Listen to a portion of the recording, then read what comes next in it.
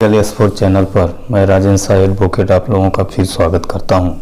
साथियों, security and exchange board of India के द्वारा Sahara India housing invest corporation limited तथा सुब्रत राय सहारा तथा अशोक राय चौधरी, रविशंकर दुबे एवं वंदना भार्गव के खिलाफ पुनः एक नया नोटिस जारी हुआ। ये नोटिस 12 जनवरी को जारी हुआ है, जिसमें 15 दिन का अल्टीमेटम दिया गया है कि 15 दिन के अंदर आप राशि जमा करें, अन्यथा आपके खिलाफ आपके सारे अकाउंट को फ्रीज कर दिया जाएगा तथा आपके खिलाफ गिरफ्तारी की भी कार्रवाई की जाएगी। साथियों, ये विगत 2-3 माह में ये लगभग चौथी नोटिस है। साथियों, 17 नवंबर 2022 को 14,106 करोड़ जुर्माना के लिए नोटिस जारी किया गया था, जिसमें 45 दिन का समय दिया गया था। इसके बाद 7 दिसंबर 2022 को 6,41,01,000 करोड़ के लिए नोटिस जारी किया गया था। फिर 26 दिसंबर को भी उसी तरह से 6,06,48,00,000 के लिए नोटिस जारी किया गया था। और आज फिर 12 जनवरी 2023 को फिर से 6,48,01,000 रुपए के लिए फिर नोटिस जारी किया गया है। साथियों, ये चल क्या रहा है?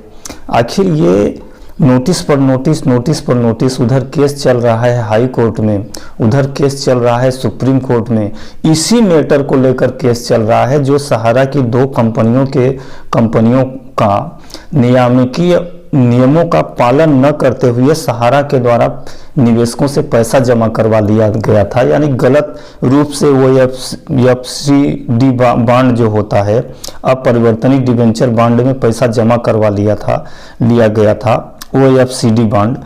उसी का प्रकरण दिल्ली हाई कोर्ट में चल रहा है, सुप्रीम कोर्ट में विगत 2010-11 से ही चल रहा है। इधर सेबी जुर्माना पर जुर्माना, प्लांटी पर प्लांटी लगाया जा रहा है। यानी कि माने इन लोगों का मनसा क्या है, क्या करना चाहते हैं? अगर सेबी ही निर्धारण करना चाहती है और जुर्माना लगाना चाहती है, तो फिर सुप्रीम कोर्ट में मैटर क्यों चल रहा है? सुप्रीम कोर्ट उधर आदेश दे रहा है कि आप जितने राशि निवेशकों से वसूल किए हैं, सारा राशि सेबी को जमा करें। इधर सेबी जुर्माना पर जुर्माना लगाया जा रहा है। हे भगवान, ऐसे संस्थाओं से भगवान बचाए।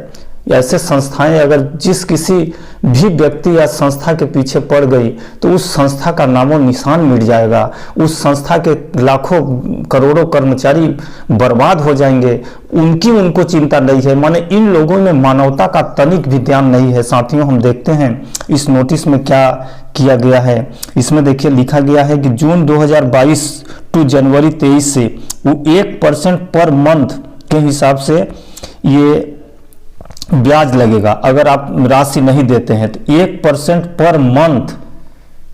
अब सोचिए, ये साल भर का अगर आप जोड़ें तो 48% होगा। यानी 48% के हिसाब से ब्याज देना होगा अगर आप नहीं जमा करते हैं। तो इसके आगे देखिए लिखा है कि यू आर हैर्बरी डायरेक्टेड टू पे total amount mention above within 15 day of the receive of notice. यानी नोटिस मिलने के 15 दिवस के अंदर। ये देखिए अकाउंट नंबर दिया है, ये SBI का है, ICICI बैंक का है। इसमें लिंक भी दिया गया है कि इस लिंक के आधार से आप राशि जमा कर दें। अन्यथा की स्थिति में अगर आप जमा नहीं करते हैं तो आपके खिलाफ provisional section 28A security and exchange board India act 1992 SEBI act जिसे बोलते हैं, और section 220, 227, 228A, 229, 232 of income tax act 1961 के तहत आपके खिलाफ कार्रवाई की जाएगी। कार्रवाई में क्या की जाएगी? देखिए आगे तीसरा नंबर में लिखा है, in the event non payment of due above SEBI shall recovery money by 1 और more the following mode. Namely माने कई तरह से आपसे वसूली की जा सकती है, जिसमें पहला नंबर दिया है attachment and sale your movable property, आपकी जो अचल संपत्ति है उसको बेचकर, attachment your bank account, attachment sale of your immovable property, movable property, immovable property, चल और अचल दोनों संपत्तियों को बेचकर आपके बैंक खातों को अटैच करके, एंड इसके बाद भी नहीं हुआ तो arrest and detention of prison, माने आपके खिलाफ गिरफ्तारी वारंट यानी गिरफ्तारी आपको कर appointing A receiver of management of your movable and immovable property, माने इसमें एक रिसीवर की नियुक्ति करने के लिए भी बोला गया है कि आपके मूवेबल और इमूवेबल प्रॉपर्टी को बेचने के लिए रिसीवर का भी नियुक्ति किया जा सकता है, जिसको लिक्विडेटर बोलते हैं। इसके आगे चौथा नंबर में देखिए लिखा है कि फर्दर एज एक्सप्लेनेशन, माने ये जो अकाउंट अटैच करने की बात कही गई है उसमें ये एक्सप्लेनेशन दिया गया है 28 में, SEBI act direct indirect transfer of your property और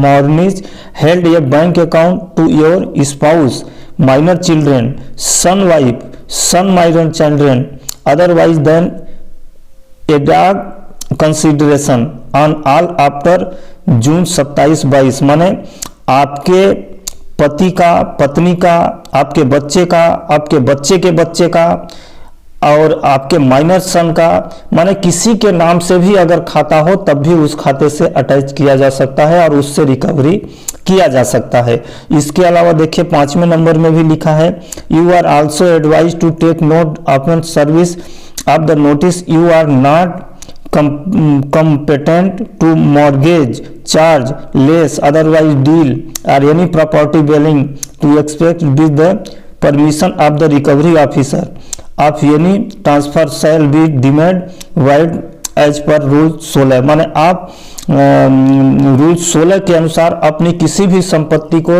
न तो आप गिरवी रख सकते हैं, न तो आप ट्रांसफर कर सकते हैं, न तो आप बिक्री कर सकते हैं, माने इस तरह से भी रोक लगाई जाएगी 15 दिवस के अंदर। यानी इस तरह का ये षड्यंत्र जो किया जा रहा है सेबी के द्वारा, ऐसा लगता है कि अब तो ऐसे संस्थाओं का माने कहीं कोई माने अस्तित्व तो ही माने इनका नहीं समझ में आ रहा है कि आखिर ये लोग जनहितकारी संस्थाएं हैं क्या, नहीं माने जनता की सेवा करने के लिए हैं कि जनता के दुख दूर या जो शोषण हो रहा है उससे बचाने के लिए हैं कि और शोषण करने के लिए हैं, ये कुछ समझ में नहीं आ रहा है। और नोटिस पर नोटिस जारी किया जा रहा है। साथियों ये 12 जनवरी को नोटिस जारी हुआ है, जिसमें हम आपको डेट ये देखिए लिखा है 12 जनवरी 2023 को ये नोटिस जारी हुआ है और 15 दिवस का अल्टीमेशन जारी किया गया है कि 15 दिवस के अंदर आप जमा करें। ये आखिर ये सब कवायद सेबी के द्वारा क्यों किया जा रहा है, इसकी मंशा क्या है? अगर आप इसकी मंशा को देखें तो स्पष्ट होता है कि भारत सरकार ये नहीं चाहती है कि निवेशकों का भुगतान हो सके, क्योंकि इधर सेबी डंडा डाले हुए है। हालांकि सुप्रीम कोर्ट जो 9 जनवरी को सुनवाई थी उसमें बहुत ही अच्छा सुप्रीम कोर्ट के द्वारा जजमेंट जो भी आर्डर पास किया गया है वो हम निवेशकों के लिए बहुत ही अच्छा है, जिसमें दिल्ली हाई कोर्ट को निर्देशित किया गया है कि आप जल्द से जल्द प्रकरण का निराकरण करने का कोशिश करें। और इसके अलावा जितने भी एप्लीकेंट हैं उसमें जितने भी बहुत सारे एप्लीकेंट हैं जिनके द्वारा माने अपना आवेदन लगाया गया है, इंटरवेनेंस एप्लीकेंट लगाया गया है, हस्तक्षेप याचिका दायर की गई है, उन सारे एप्लीकेंटों को सुनने के लिए और उसमें नोटिस जारी करने के लिए विथ रिकॉर्ड आर्डर किया गया है।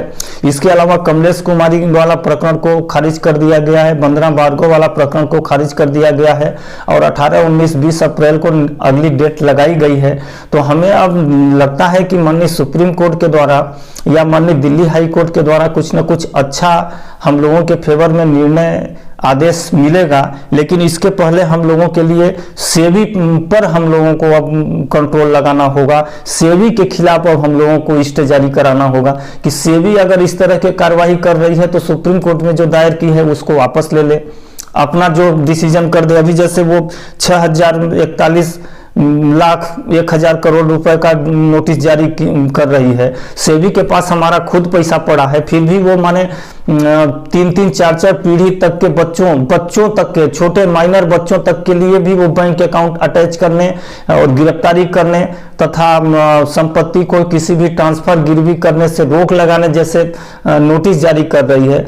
माने इधर से भी कड़ाई, उधर से भी कड़ाई। माने निवेशक अब क्या करें, सहारा का तो आप जो करेंगे वो करेंगे, खैर ठीक है, यानी कि आप उनसे पैसा रिकवर करके उसको रात-सात करना चाहते हैं। अगर वो पैसा रात-सात हो गया, जैसे आपके यहाँ जो भी 14-15 हजार करोड़ रुपया जमा है, वो पैसा तो जमा ही है, आप चाहें तो उसमें से रिकवरी कर सकते हैं। वो भी सहारा की ही प्रॉपर्टी है, सहारा की ही संपत्ति है, लेकिन फिर भी उसमें से नहीं चाहते हैं, तो आप इधर इस तरह के नोटिस जारी कर रहे हैं और अलग से फिर वसूली करेंगे। तो आखिर इस पैसे को आप करेंगे क्या?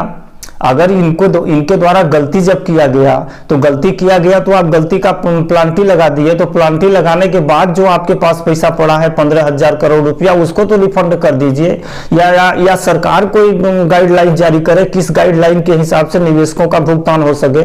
आज निवेशक बहुत ही तकलीफ में है, बहुत सारे निवेशक परेशान है, सारे निवेशक आज दर दर की ठोकर खाते खाते मजबूर हो गए हैं। उनका सपना धराशायी हो गया है, उनका जो भी भविष्य के लिए कार्य था, जो सपना देखे थे, शादी विवाह का देखे थे, मकान घर गाड़ी का देखे थे, वो सब धरा का धरा रह गया है। बहुत सारे इन्वेस्टर माने बेचारे आत्महत्या कर लिए और आत्महत्या करने में बहुत सारे माने इस तरह से चिंतित हो गए हैं, इस तरह से वो हो गए हैं कि उनको कहीं कुछ कार्य ही नहीं सूझ रहा है कि हम अब क्या करें। तो इस पर माने सरकार को गंभीरता से सोचना चाहिए। इधर नया से नया विपत्ति, एक नया नोटिस पर नोटिस माने जारी किया जा रहा है, ये तो जनहित के लिए अच्छा नहीं है, सार्वजनिक हित के लिए अच्छा नहीं है, जनता के लिए हित के लिए अच्छा नहीं है, देश के लिए अच्छा नहीं है। इसके साथ हम साथियों आप लोगों से कहना चाहते हैं कि आप लोग कृपया हमारे चैनल, हमारे वीडियो को लाइक करें, चैनल सब पर अगर नए हो तो सब्सक्राइब कर लें। मैं इस तरह से आप लोगों को न्यू जानकारी जो भी अपडेट होते हैं सहारा से भी विवाद से संबंधित या सहारा इन्वेस्टर से संबंधित देता रहता हूं। साथियों नमस्कार।